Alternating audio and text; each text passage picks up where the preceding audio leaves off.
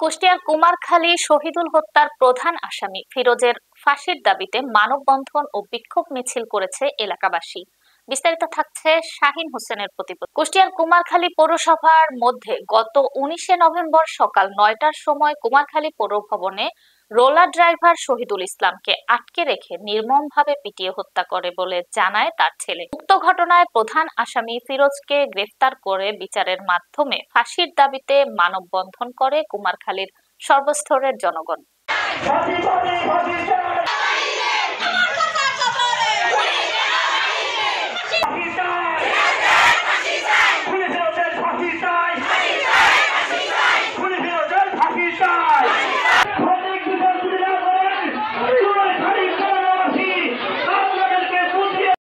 সাংবাদিক ভাইদের কাছে আমার বিশ্বাস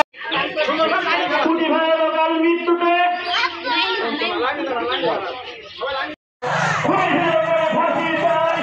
সাধারণ যে নিম্ন আয়ের যে কর্মচারী বেতন চাওয়ার জন্য তাকে যে মারা হলো, সে তার বিচার ফিরোজ একজন সাধারণ সার্ভেয়ার হয়ে কিভাবে তাকে মারতে পারলো বা কিভাবে তাকে মারলো, সাধারণ বেতন চাওয়ার জন্যে তাকে যে মারা হলো, সাধারণ জনগণ, মিডিয়া এবং প্রশাসন যারা আছে তাদেরকে দৃষ্টি আকর্ষণ করে বলছি তারা যেন খুব শীঘ্রই ফিরোজকে ধরে তার ফাঁসির ব্যবস্থা করা হোক। আমরা বিচার এর একটা সুষ্ঠু বিচার চাই। আমরা মানে পৌরসভার যে প্রশাসন, বর্তমানে যে প্রশাসন, তার পক্ষ থেকে এখনো কোনো পদক্ষেপ কেন নেওয়া হলো না?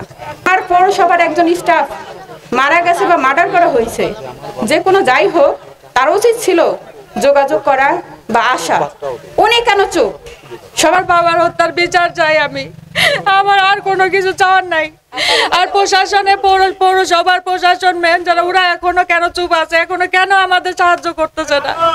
আমার বাবার হত্যার বিচার চাই। আমার বাবা 72 ঘন্টা গেলে তারা কেন খুঁজে পাচ্ছে না? আমরা বাবার হত্যার বিচার চাই, আমরা অন্য কিছু চাই না আমরা প্রশাসনের কাছে।